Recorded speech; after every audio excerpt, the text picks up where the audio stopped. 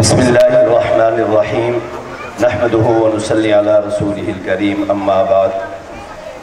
اعوذ باللہ من الشیطان الرجیم بسم اللہ الرحمن الرحیم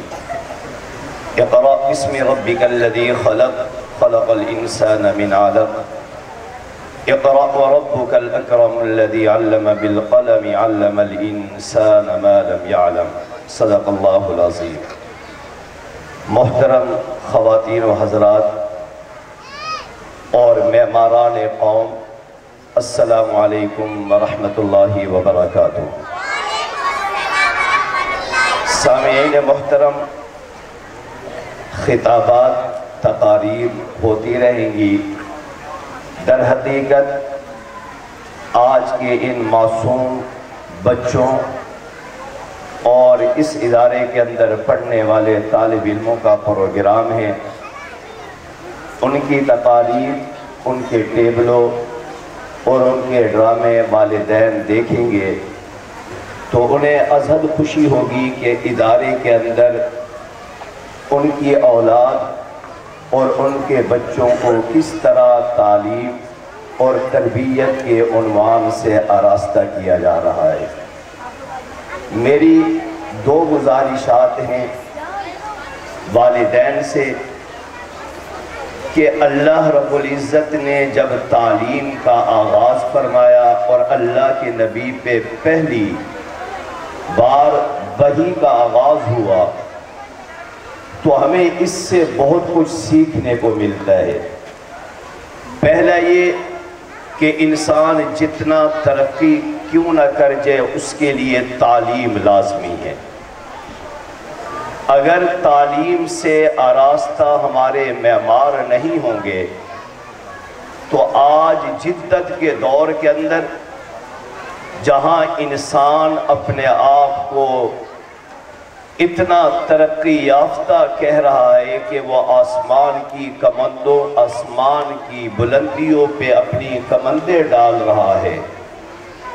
اسی دور کے اندر جو لوگ تعلیم سے محروم ہیں وہ آج کے دور کے اندر میاں والی کا واقعہ ہر انسان کے گریبان کے اندر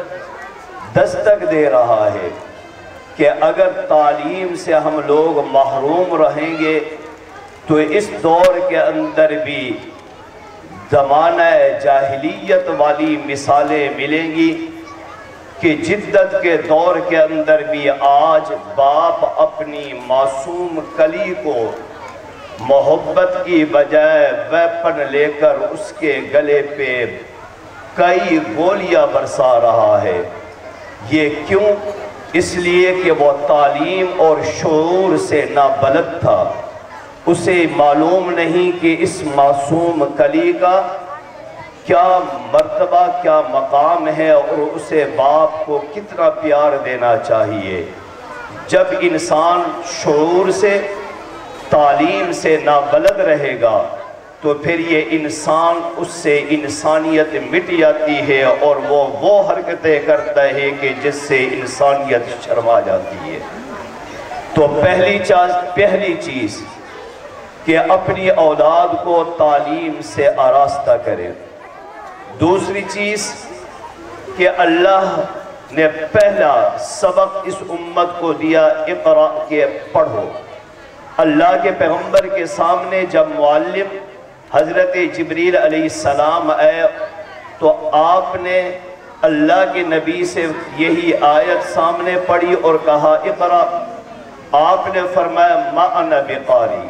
کہ میں پڑھا ہوا نہیں۔ تو اب اللہ کے پیغمبر اور جبریل علیہ السلام کا جو ماحول ہے وہی آج ماحول آج کا استاد اپنی درسگاہ کے اندر رکھے۔ اللہ کے پیغمبر کے سامنے جبریل علیہ السلام نے دوبارہ کہا تو آپ نے وہی جواب دیا ما انا بقاری۔ تیسری مرتبہ جبریل علیہ السلام نے بڑا شفیقانہ انداز اپنایا کہ اللہ کے پیغمبر کو اپنے سینے سے لگایا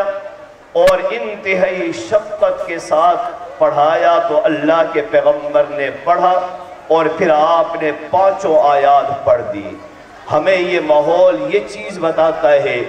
کہ استاد جب اپنے طالب علم کے ساتھ شفیقانہ انداز اپنائیں گے تو نہ پڑھنے والا بچہ وہ بھی ضرور پڑھے گا۔ وہ بچہ جو تعلیم سے دور ہوگا، اگر استاد کا انداز شفیقانہ ہوگا تو وہ بھی استاد سے مانوس ہو کر اس انداز کے اندر تعلیم و تعلم کا سلسلہ جاری رکھ سکتا ہے۔ پہلی چیز تعلیم لازمی، دوسری چیز کلاس کا ماحول لازمی کہ استاذ کا انداز وہی ہونا چاہیے جو اللہ کے پیغمبر اور جبریل علیہ السلام کا ماحول تھا، کہ انتہائی شفیقانہ انداز کے اندر جبریل علیہ السلام نے قرآن کی آیت سنائی اور اللہ کے پیغمبر نے سن کر اسے یاد کیا، تو یہ انداز چلا اور پھر پورا قرآن اللہ کے پیغمبر پہ آ گیا۔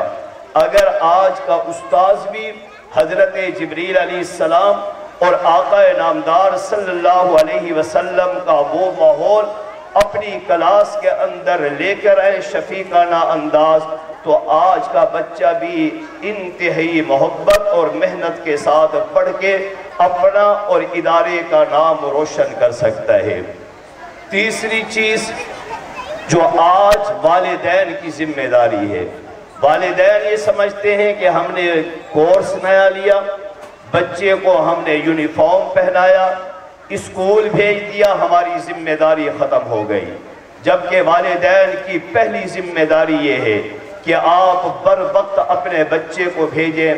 تاکہ استاد کو پتہ چلے کہ یہ وہ بچہ ہے جو اپنے وقت کا خیال اور لحاظ رکھا کیا کرتا ہے، جس کی حاضری بھی یقینی ہوا کیا کرتی ہے اور اپنے وقت کے اوپر بھی پہنچا کیا کرتا ہے۔ یاد رکھیے اصول با اصول بچے ہمیشہ آگے نکلا کیا کرتے ہیں۔ وقت کی قدر دانی کرنے والے بچے ہمیشہ وقت انہیں بڑا بنا دیا کیا کرتا ہے۔ جو بچپن کے اندر وقت کی قدر نہیں کرتے پھر وقت ان کی قدر نہیں کیا کرتا، اور جو بچپن کے اندر وقت کی قدر کیا کرتے ہیں وقت ان کی قدر کر کے پھر انہیں مستقبل کا معمار اور مستقبل کا حکمران بنا دیا کرتا ہے۔ تو والدین کی پہلی ذمہ داری ہے کہ اپنے اولاد کو، اپنے بچوں کو صاف ستھرے یونیفارم میں اپنے وقت کے اوپر پہنچائیں۔ اور آخری بات یہ کہ جب بچہ تعلیم حاصل کر کے اسکول سے پڑھنے کے بعد اپنے گھر کی دہلیز پہ قدم رکھتا ہے، والدین کو کرنا کیا چاہیے؟ اللہ کے پیغمبر بلا مثال عرض کر رہا ہوں، اللہ کے پیغمبر صلی اللہ علیہ وسلم پہ جب قرآن کی آیات نازل ہوئیں تو یہ علم تھا۔ اللہ کے پیغمبر صلی اللہ علیہ وسلم نے چادر اوڑھی اور بخار کی کنڈیشن ہوئی تو گھر میں گئے، کائنات کی ماں حضرت خدیجۃ الکبریٰ رضی اللہ تعالی عنہا نے کہا کہ اللہ کے نبی خیریت، آج آپ کی طبیعت پہلے جیسی نہیں۔ آپ نے فرمایا کہ یہ واقعہ پیش آیا ہے، تو کائنات کی ماں نے اور یہی آج کی ہر ماں کو ہمیں درس ملتا ہے کہ ہمیں کائنات کی ماں حضرت خدیجۃ الکبریٰ رضی اللہ تعالی عنہا نے جو حوصلہ افزا کلمات اللہ کے پیغمبر کے لیے فرمائے، آج کی ماں اس سے درس حاصل کر کے آنے والے بچے کو وہی حوصلہ دینا چاہیے۔ آپ نے فرمایا کہ مجھے بخار ہے، حضرت خدیجۃ الکبریٰ رضی اللہ تعالی عنہا نے حوصلہ افزائی کرتے ہوئے کہا اللہ کے پیغمبر آپ کو گھبرائے نہیں، اس لیے کہ آپ کا کریکٹر، آپ کا کردار، آپ کا جو معاملہ ہے اس اللہ آپ کو ضائع نہیں کریں گے۔ یہی حوصلہ افزائی ہمیں اپنی اولاد کے لیے کرنی چاہیے کہ بیٹا اگر آپ پڑھ کے آئے ہیں، آپ کو یاد نہیں، یا آپ کے استاد اور ٹیچر نے آپ کو کوئی لفظ کہے ہیں تو تمہیں گھبرانا نہیں چاہیے، تمہاری محنت کبھی ضائع نہیں جائے گی۔ آج اگر تم نہیں پڑھ سکے کل آپ کو آگے نکلنا ہوگا، آج کا کام کل آپ کو کرنا ہوگا۔ جو کائنات کی ماں حضرت خدیجۃ الکبریٰ رضی اللہ تعالی عنہا نے اللہ کے پیغمبر کی حوصلہ افزائی کرتے ہوئے کہے تھے، ہمیں بھی وہی درس ملتا ہے کہ ہر ماں اپنی بچے کی حوصلہ افزائی کرتے ہوئے بچے کو ڈانٹے نہیں، بچے کے اوپر روب نہ، بلکہ بچے کی حوصلہ افزائی کرتے ہوئے، شفقت کرتے ہوئے، آگے بڑھنے کا انہیں سبق و درس دیتے ہوئے اپنی اولاد کے کام کو چیک کریں۔ اور پھر ہوتا یہ ہے کہ بچہ آیا، بیگ اس نے رکھا، ہم نے یہ سمجھا کہ بچہ پڑھ کے آ گیا، جبکہ جس طرح استاد ٹیچر بچے پہ محنت کرتے ہیں، اسی طریقے سے والدین کی بھی ذمہ داری ہے کہ وہ ان کی کاپیز کھول کر چیک کرے کہ آیا میرا بچہ کتنا پڑھ کے آیا ہے، آج کام لے کے آئے ہیں یا لے کے نہیں آئے ہیں۔ اور اگر کبھی ادارے کی طرف سے بچے کی لاپرواہی کے اوپر انہیں تھوڑا سا ڈانٹا جاتا ہے تو پھر والدین کو اپنے استاد، اپنے بچے کے استاد، ٹیچر کا ادب کا خیال رکھنا چاہیے اور اس طریقے سے ان سے گفتگو کرنی چاہیے کہ جس طریقے سے والدین اپنی اولاد سے محبتانہ انداز کے اندر کیا کرتے ہیں، اس لیے کہ ٹیچر ہوں یا استاد ہوں، وہ آپ کے بچے کو تعلیم کے زیور سے آراستہ کر رہے ہیں۔ وہ بچہ جسے کچھ نہیں تھا، خالی برتن کی مانند تھا، اس کے اندر علم کا ظرف بھر کے اسے معاشرے کا ایک قیمتی فرد بنا رہے ہیں۔ لہٰذا والدین اور اساتذہ کے درمیان احترام کا ہمیشہ رشتہ قائم رہنا چاہیے۔ اس احترام کا رشتہ جب ٹوٹ جاتا ہے پھر کبھی بچے تعلیم حاصل نہیں کر سکا کیا کرتے۔ میری یہی گزارشات تھی، ایک یہ کہ بچے کے وقت کی آج آپ قدر کریں، وقت کل آپ کے بیٹے کے وقت اس بچے کی کل کو قدر کرے گا۔ دوسرا، اساتذہ ٹیچرز کے درمیان میں اور والدین کے درمیان میں ہمیشہ احترام کے رشتے کو رہنا چاہیے۔ تیسری چیز، جس طریقے سے اسکول کے اندر تعلیم بچہ حاصل کر رہا ہے، اسی طریقے سے گھر کے ماحول کے اندر بھی انہیں تعلیم کا ماحول فراہم کرنا چاہیے، اور جس طرح